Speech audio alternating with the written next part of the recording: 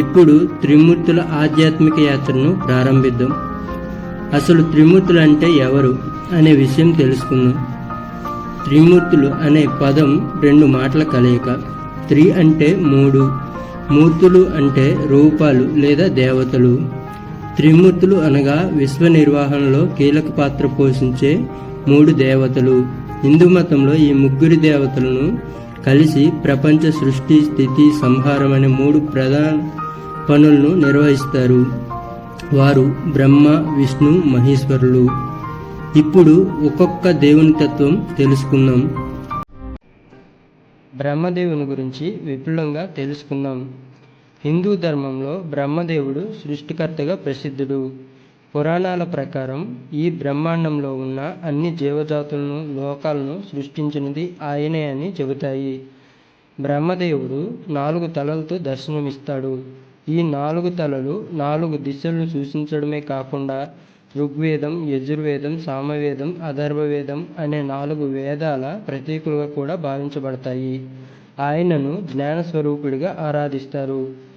బ్రహ్మదేవుడు కమల పుష్పంపై ఆసీనుడై కనిపిస్తాడు. పురాణాల ప్రకారం ఆ కమల పుష్పం విష్ణుమూర్తి నాభి నుండి ఉద్భవించిందని చెబుతాయి. విశిష్టంగా చెప్పాలంటే విష్ణువు యోగనిద్రలో ఉన్న సమయంలో ఆయన నాభి నుండి కమలం వికసిస్తుంది. ఆ కమలంపై బ్రహ్మదేవుడు ప్రత్యక్షమై సృష్టి కార్యాన్ని ప్రారంభిస్తాడు.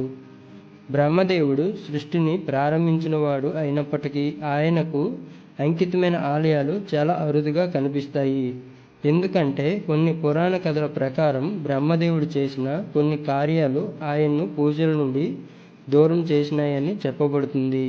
ఈ రహస్యాన్ని మనం తర్వాతి వీడియోలో విపులంగా వివరించబోతున్నాం. విష్ణుమూర్తి హిందూ ధర్మంలోని అత్యంత శక్తివంతమైన దేవుళ్లలో ఒకరు. ఆయనను త్రిమూర్తులలో రెండవ వారిగా భావిస్తారు. విష్ణుమూర్తి పాత్రను ముఖ్యంగా విష్ణు పురాణం, భాగవతం, రామాయణం, మహాభారతం వంటి ప్రాచీన గ్రంథాల్లో విపులంగా వివరించారు. ఆయన శ్రీరాముడిగా అవతరించి రావణాసురుడిని సంహరించగా, శ్రీకృష్ణుడిగా అవతరించి ధర్మరక్షణను సాధించారు. పాలసముద్రంలో శేషనాగం మీద విశ్రాంతి తీసుకుంటూ విష్ణువు తన శాంతి మరియు స్థిరత్వాన్ని ప్రదర్శించినట్లు పురాణాలు వివరిస్తాయి. విష్ణువు భూమి రక్షణ కోసం దశావతారాలుగా 10 రూపాలలో అవతరించాడు. అవి మత్స్య అవతారం, కూర్మ అవతారం, వరాహ అవతారం, నరసింహ అవతారం, వామన అవతారం, పరశురామ అవతారం, శ్రీరామ అవతారం, శ్రీకృష్ణ అవతారం, బుద్ధ అవతారం మరియు కల్కి అవతారం భవిష్యత్తులో రానున్నది. విష్ణువు ధర్మాన్ని అంటే న్యాయం, సత్యాన్ని నిలబెట్టి పాపాన్ని తొలగించి ఈ లోకాన్ని శాంతితో నింపేవాడు. అతను మన ప్రపంచానికి రక్షకుడు, ధర్మస్థాపకుడు. భూమిపై 10 సార్లు అవతరించి మంచి చెడ్డ మధ్య తేడా చెప్పి మనుషులకు మార్గదర్శకుడయ్యాడు. శివుడు మహేశ్వరుడుగా ప్రసిద్ధుడు. హిందూ ధర్మంలోని త్రిమూర్తుల్లో ఒకరు. ఆయనే లయకర్త.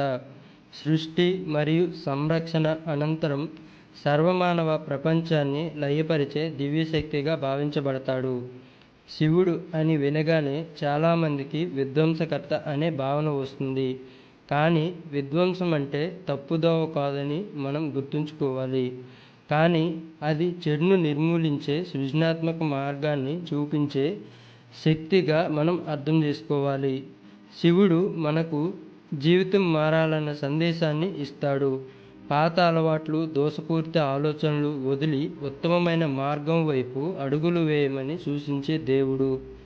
శివతత్వం అంటే శాంతి, గంభీరం మరియు కాలాన్ని కూడా అధిగమించిన అనంతమైన స్వరూపం. శివుడు కాలానికి అధిపతి. ఆయనకు జన్మము, మరణము లేవు. కాలానికి అతీతుడు. ఆయన మౌనంగా కనిపించే శాంతి స్వరూపుడు. శివుడు శ్రేష్టమైన పేర్లు మరియు వాటి వివరణలు. మహాదేవుడు సకల దేవతలకు అధిపతి. నటరాజు నాట్యదేవత. విశ్వ సృష్టి, స్థితి, లయలను నాట్య రూపంలో నిర్వర్తించే శక్తి. నీలకంఠుడు విషాన్ని తన కంఠంలో నిలిపి జీవరాశిని కాపాడినవాడు. త్రిలోచనుడు 3 కన్నులతో కూర్చున్నవాడు. జ్ఞాన దృష్టిని ప్రతిబింబించే రూపం. పశుపతినాథుడు. పశువులపై మాత్రమే కాదు, సమస్త జీవరాశిపై కాపలాదారుడుగా నిలిచిన దేవుడు. గంగాధరుడు, గంగని భూలోకానికి తీసుకొచ్చినవాడు. అందుకే ఆయనను గంగాధరుడుగా ఆరాధిస్తారు. చంద్రశేఖరుడు, చంద్రుడిని తన తలపై అలంకరించుకున్నవాడు. అర్ధనారీశ్వరుడు, శివ శక్తుల ఐక్య రూపం. శివుడు మరియు పార్వతీదేవి యొక్క సమ్మేళిత స్వరూపం. దక్షిణామూర్తి, జ్ఞానాన్ని బోధించే గురు స్వరూపం. శాస్త్రాల ప్రకారం శివుడికి 3 కన్నులు ఉన్నాయని చెబుతారు. ఆయన నుదిటి మధ్య భాగంలో ఉన్న 3వ కన్ను ప్రత్యేకమైనదిగా పరిగణించబడుతుంది. ఈ తృతీయ నేత్రాన్ని జ్ఞాననేత్రంగా అభివర్ణిస్తారు. ఈ జ్ఞాననేత్రం ద్వారా శివుడు సత్యాన్ని గ్రహిస్తాడు, అలాగే అసత్యాన్ని భస్మం చేస్తాడు. శివుడి మహిమను శివపురాణం, లింగపురాణం, రుద్రపురాణం వంటి అనేక హిందూ ధార్మిక గ్రంథాలు విశదంగా వివరించాయి. శివపురాణాల్లో ఆయన తత్వం, లీలలు, భక్తులపై చూపిన కరుణ మరియు జగత్తుకు చేసిన ఉపకారాలు విస్తృతంగా పేర్కొన్నాయి. శివుడి యొక్క శాశ్వత తత్వాన్ని సూచించే ప్రతీకగా శివలింగం పూజింపబడుతుంది. ఇది అనంతమైన శక్తి, సృష్టి మరియు లయానికి చిహ్నంగా భావించబడుతుంది. శివుడు భక్తులపై అపారమైన కరుణ చూపే సౌమ్య దేవుడు. ఆయనకు పెద్ద పూజలు చేయాల్సిన అవసరం ఉండదు. ఒక చుక్క నీరు, ఒక తులసి ఆకు మరియు భక్తి నిండిన హృదయం ఉంటే చాలు. శివుడు ఎంతో సులభంగా ప్రసన్నమయ్యే దేవుడు. ఆయన మనసుని మాత్రమే చూస్తాడు, ఆర్భాటాన్ని కాదు. అందుకే ఆయనను భోళాశంకరుడు అని పిలుస్తారు. సారాంశంగా చెప్పాలంటే, శివుడు విధ్వంసకర్త అయినా అది చెడు కోసం కాదు. ఆయన మార్పు కోసం వస్తాడు. శాంతి స్వరూపుడు. ఆయన లోపల అపారమైన శక్తి కలవాడు. ఆయన తత్వం జీవితం మార్చుకునే మార్గం. భక్తుల పట్ల ఆయన ప్రేమ అపారమైనది. శివతత్వం తెలుసుకుంటే మన జీవితంలో వెలుగు పులకరిస్తుంది. త్రిమూర్తుల మధ్య గల సంబంధం. సృష్టి మొదలుకొని లయ వరకు నిరంతర శక్తి ప్రవాహంలో భాగమై బ్రహ్మ సృష్టి, విష్ణు సంరక్షణ, శివ లయ అనే కార్యాల ద్వారా విశ్వాన్ని సక్రమంగా నడిపిస్తారు.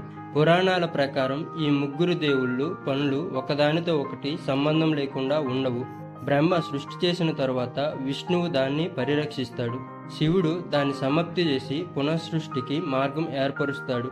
ఈ ముగ్గురు కలిసి సృష్టి చక్రాన్ని నడిపిస్తారు. ఒకే విగ్రహంలో త్రిమూర్తులను సమైక్య రూపంగా ప్రతిష్ఠించి త్రినాథులుగా పూజించటం కొన్ని ఆలయాల్లో కనిపించే విశేషత. ఈ ముగ్గురు దేవుళ్ళు బ్రహ్మ, విష్ణు, శివుడు సృష్టి, పరిరక్షణ, ధ్వంసం అనే ప్రకృతి చక్రాన్ని సమతుల్యంగా నిర్వహిస్తూ మొత్తం బ్రహ్మాండాన్ని సుస్థిరంగా కొనసాగిస్తారు.